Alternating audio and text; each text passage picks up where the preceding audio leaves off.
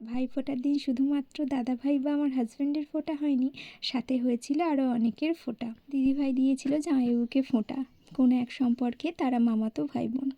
যে যতবারই ফোঁটা দিয়ে আশীর্বাদ করেছে কেন, ততবারই এমন এমন আশীর্বাদ করেছে যেগুলো শুনে আমাদের ভীষণ হাসি পেয়েছে। সেই সময়টা এত সুন্দর কেটেছে। তারপরে হয়েছিল আমাদের বাড়ির দুটো ছোট সদস্যের ফোঁটা। কৌস্তব দিয়েছিল অনিশকে ফোঁটা, আর অনিশ দিয়েছিল কৌস্তবকে ফোঁটা। অনিশ হলো দিদির ছেলে, আর কৌস্তব হলো দিদিভাই বা আমার জা ভাসুরের ছেলে। দুজনের ফোঁটা দেওয়ার পর আমরা সবাই মিলে একসাথে বসেছিলাম খেতে। খাবারে হয়েছিল লুচি, ঘুগনি আর নানান রকমের মিষ্টি। খাবার পর আমরা বেরিয়েছিলাম একটু সিলেদার্সে।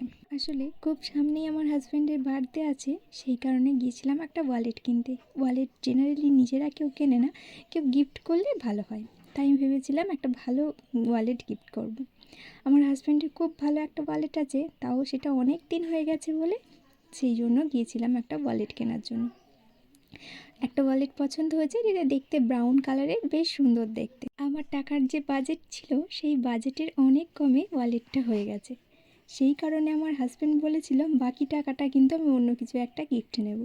সেই কারণে গিয়েছিলাম জুতো দেখতে। জুতোও আমাদের তেমন পছন্দ হয়নি। আমার হাজব্যান্ড জুতো দেখছিল আর আমি চুপচাপ বসেছিলাম।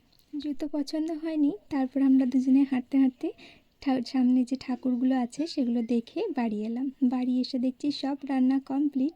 মাংসটা কি সুন্দর হয়েছে। তারপরে আমরা সবাই মিলে খেতে বসেছিলাম।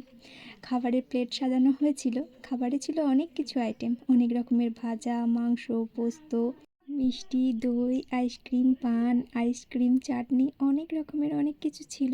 দুপুরবেলায় সবাই মিলে একসাথে খেতে খেতে বেশ অনেকটাই বেলা হয়েছিল।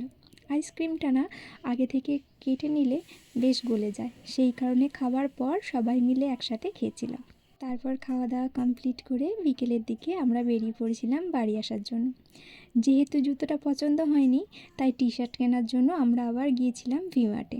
সেখানে গিয়েও অবশ্য সেরকম কিছু পছন্দ হয়নি।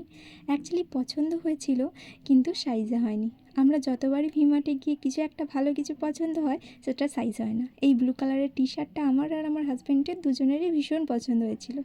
একটা সাইজ পেয়েছি, একটা সাইজ পাইনি। আমার ভাইয়ের সাইজটা পেয়েছি। এই সেম টি শার্ট আমি আমার ভাইয়ের জন্য গিফট হিসাবে নিয়েছিলাম। টি শার্টের সাইজটা অ্যাভেলেবেল ছিল না, সেই কারণে আমার হাজব্যান্ডের একটা ব্ল্যাক কালারের প্যান্টও ভীষণভাবে পছন্দ হয়েছিল। সেই ব্ল্যাক কালারের প্যান্ট অনেকগুলো ছিল, কিন্তু আমার হাজব্যান্ডের যে সাইজটা লাগে সেই সাইজের কোনো প্যান্ট অ্যাভেলেবেল ছিল না। তারপর আমরা কোনো কিছু না দেখে সেখান থেকে বেরিয়ে এসেছি। সারা রাস্তা আলো দেখতে দেখতে বাড়ি ফিরলাম।